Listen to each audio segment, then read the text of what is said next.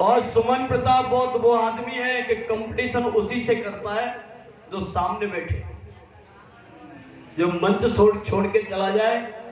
उनके सवाल जवाब करना हमारी ताकत नहीं है। अगर नारायण मस्ताना जी अपने सवालों का जवाब चाहते हैं तो कृपया very soon come on the stage, I wait for your.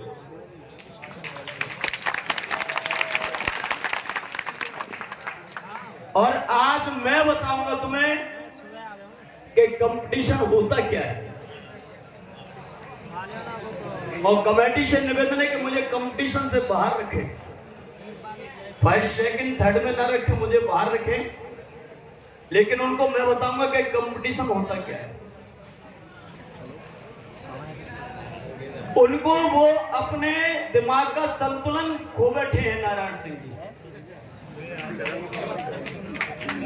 वो जहां भी हो सुन ले, क्योंकि सविता कबीर अंबेडकर जी बाबा साहब डॉक्टर भीमराव अंबेडकर जी को बत्रा हॉस्पिटल दिल्ली में मिली थी नर्स के रूप में।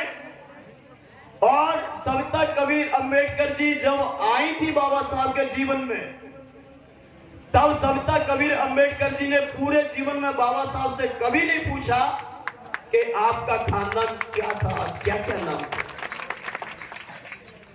दूसरी बात फिर उन्होंने ये कहा कि बाबा साहब की पत्नी ने कहा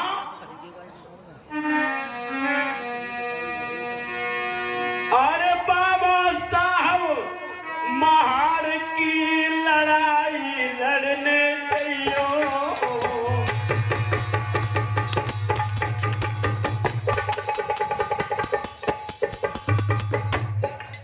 और सुनिए,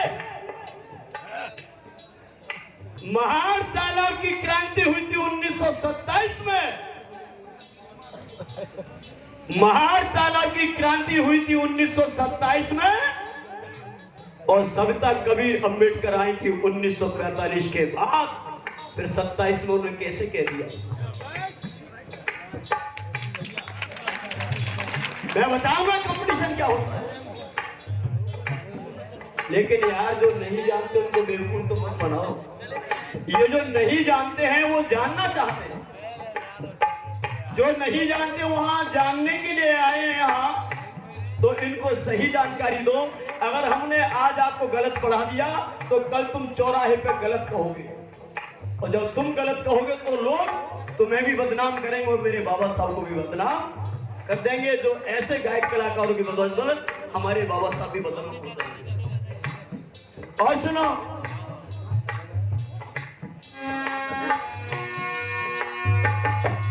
पहले सवाल का जवाब ये है और दूसरे सवाल का जवाब वैसे तो नारायण सिंह मस्ताना जी को फिर कह रहा हूं कि आ जाए। दूसरा सवाल क्या था?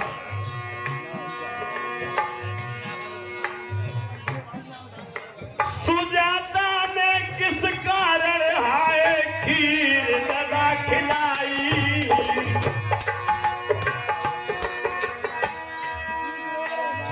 क्या कारण था कि सुजाता ने, ग्वाना पुत्री सुजाता थी, जिस गांव की रहने वाली थी वो गांव का नाम था सेनानी।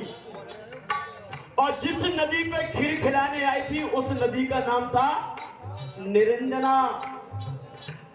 और जिस पेड़ के नीचे खीर खिलाने आई थी उस पेड़ का नाम था बेगनोद। और बेगनोद का दूसरा नाम क्या था ये नारायण बताएंगे।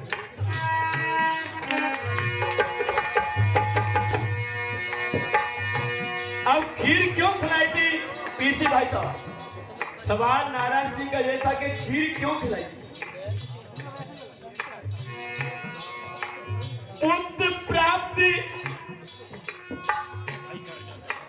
पुत्र प्राप्ति के कारण सुजाता ने खीर खिलाई।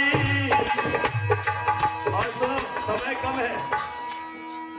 और सबसे पहले झाड़ू लगाने अन्नपूर्णा आई।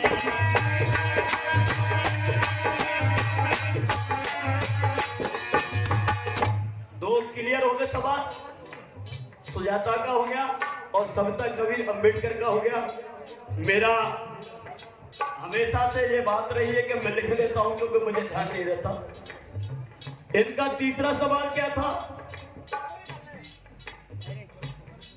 हाँ, हालांकि वो ये कह रहे थे कि सुजाता ने पूछा नहीं था, लेकिन फिर भी कुछ नाम मैं यहां बता रहा हूं, और जितने नाम छूट जाएं उससे आगे हमारे नारायण मस्ताना जी बताइए। और अभी तक जिन गायकों ने कहा कि मीराबाई बाबा साहब की ना बहन थी, मीराबाई बाबा साहब की बुआ थी। अब कौन कौन थे बाबा साहब के परिवार में? तुलसा मगना पोती बहना, तुम सुनो सौभाग्य भाई रे।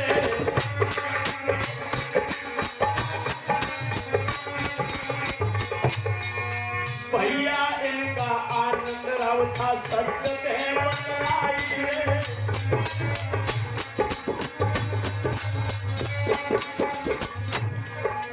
एक बड़ा भैया जाको बलराम नाम कहाई रे।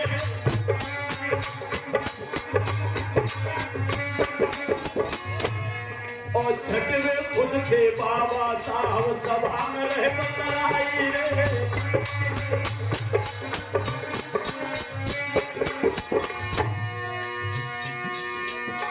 नाम 6 हमने बता दिए हैं, और 6 के आगे बता दियो, अब तुम उलझा गए। मेरे भैया रे, ओ नारायण भैया रे, मंच पर जल्दी तुम आए जइयो। तेरे भैया न होए पुकार, मेरे भैया रे, मंच पर थोड़े तुम दास बनोगे। और वही रविदेव गंगा के यहाँ से चले आते, गंगा का कंगना दे करके, और वही रविदेव बनारस के पश्चिमी की तरफ, बनारस के स्टेशन से पश्चिम की ओर 6.5 किलोमीटर की दूरी पे अपनी कुटिया बना के रहते थे। प्रमाण सहित दस्तावेज दूंगा। 6.5 किलोमीटर की दूरी पे चले जाइए, आज भी है। और मंडादीप गांव का नाम था, उसी को मांडूर कहते हैं। याद रखना, यहां से कहानी अब आगे जाते, मेरे बुजुर्ग साथी कह रहे थे कि कहानी आगे बढ़ती। एक परेठा की बिटिया कोड़ी निभाई,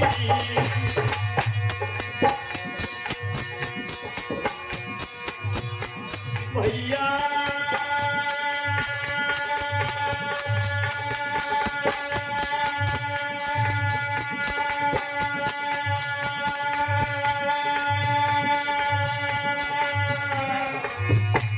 भैया, ओ भैया,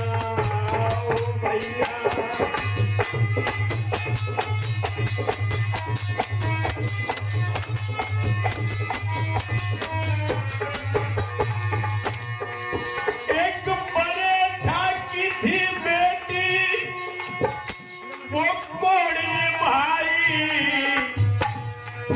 अपने बबुला से लली रही बतलाई, अपने बबुला से लली।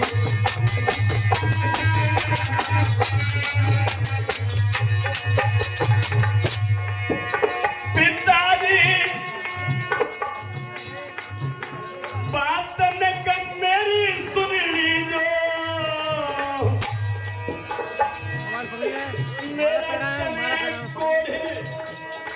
मैं तन से कोड़ने भाई ध्यान में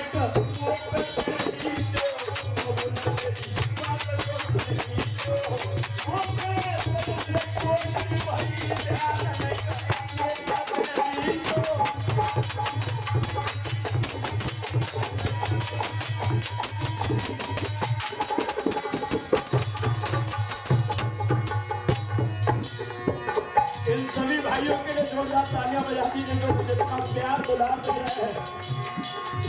और बात सुन के जगतिया की, अरे बबुला का जो आज घर में आ, ओ कविता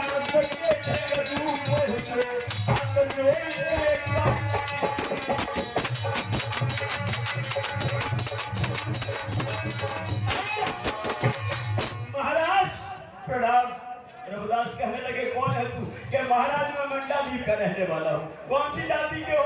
कि मैं बरेठा जाति का हूँ। याद रखना, बरेठा हमारे धोबी भाइयों को कहते हैं। बुरा मत मानना मेरी बात को, कुछ भाई समझ जाते, कुछ नहीं समझ पाते। कहने लगे रविदास क्यों आए हैं? कि बाबा हाँ मोए प्यास लगी अति भारी है मेरी, यही हमारी है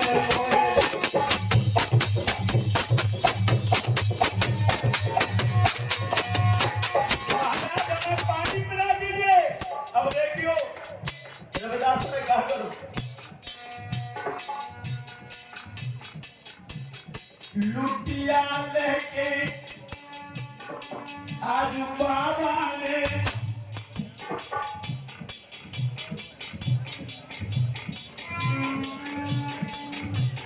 कठौती में दही डुबाई और गंदो संदो पानी बाबा पाता रहो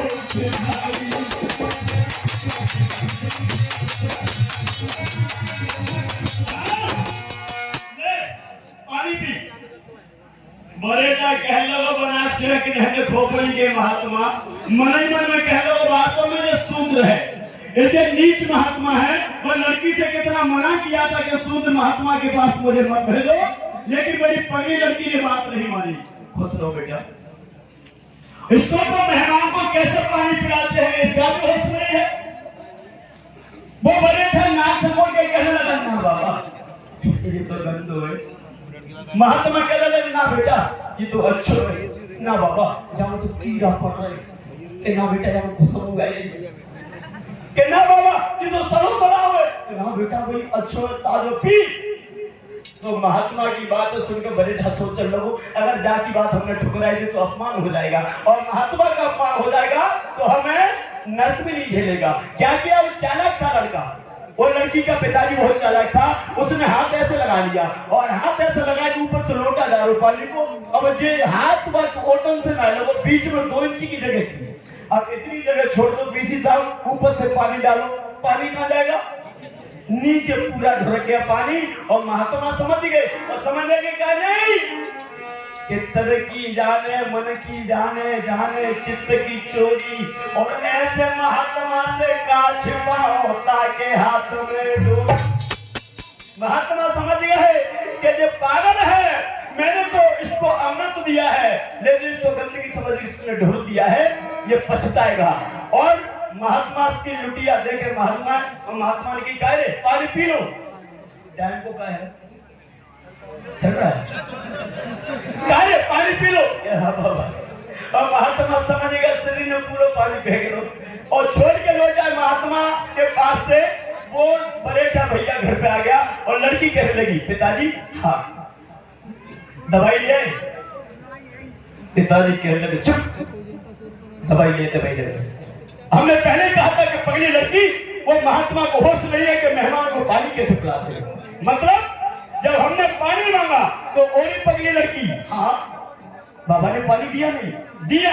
कैसा दिया कि भाई कटौती में से जाओ राह पी के सब दो भाई, मैं बदबू मारी भाई में से भरी के दे दो। तो पिताजी तुमने वो पानी पिया नहीं तो कहां कर दिया? फेंक दिया। लड़की समझ गई तो लड़की कहने लगी पिताजी तन हीरा लुटाए दियो छोरे।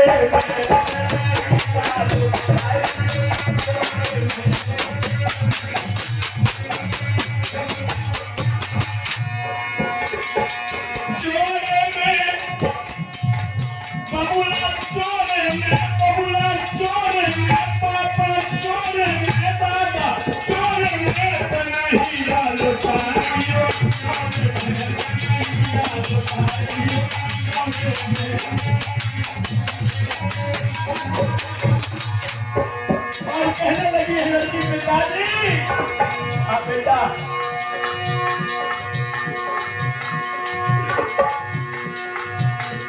मेरी मां में छिपी बीमारी,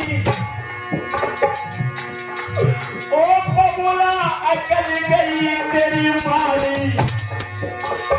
पिताजी उसी अमृत रूपी पानी में मेरी बीमारी का इलाज हुआ था। लेकिन पिताजी तुम्हारी अकल में पथरा पड़ गए और कहने लगी है लड़की, कैसी भूख लगी कोई फरे मरते नहीं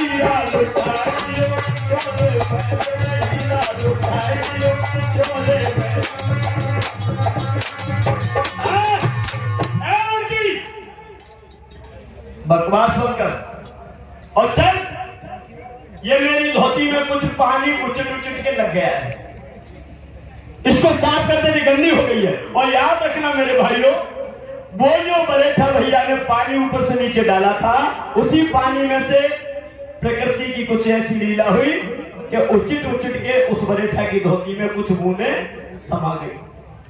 और लड़की ने जब वो धोती धोई है, पूरी बाल्टी में वो धोती डाल दी और निचोड़ दी है, तो उसी बाबा का जो अमृत रूपी पानी था वो धोती में से निचोड़ गया है, पानी में मिश्रित हो गया। और जहां तक लड़की के हाथ उस बाल्टी में गए थे, वहां तक उस लड़की का कोढ़ एकदम से दूर हो जाता है। बोले संत महात्मा महाराज की। कभी लड़का पहुंचा देते तुम तो हमारे पिताजी की उम्र के। ये जब बुजुर्ग हमारे गले में माला डालते तो हमें ऐसा लगता है कि हमें जूता मार रहे हैं। सच बोल रहे हैं, क्योंकि हम बच्चे हैं और पिताजी के हाथों से अगर बच्चे माला पहने तो ये ठीक नहीं लगता। कोई हमारे उम्र के हमारे साथी हमें माला पहनाते तो बहुत अच्छा लगता है। हम तो तुम्हें जीवन भर तुम्हारा सम्मान करना चाहते हैं। याद रखिए, यहां तक ठीक हो गई। लड़की ने सोचा इस पानी के अंदर कोई तासीर है, वो पानी जैसा का था वैसा रख दिया और लगभग उस पानी को उस लड़की ने 1 महीने तक यूज किया, इस्तेमाल किया। और 1 महीने के बाद उसके पूरे शरीर का जो रोग था वो एकदम से ठीक हो जाता है। उस महात्मा को उस पानी में तासीर थी। पानी कैसा था? जंगल की जड़ी बूटियों का निकला हुआ पानी संत रविदेव हमेशा अपनी कठौती में रखते थे। और जंगल की जड़ी बूटियों का पानी कोई चमत्कार नहीं था, वो वनस्पति की दवाई का पानी था। इसलिए याद रखना, भक्त रविदास चमत्कारी नहीं थे, वो विज्ञानवादी थे। एक बार जोरदार ताली रविदास की दवा देंगे। लेकिन कुछ नालायक लेखकों ने हमारे रविदास जी को, रविदेव जी को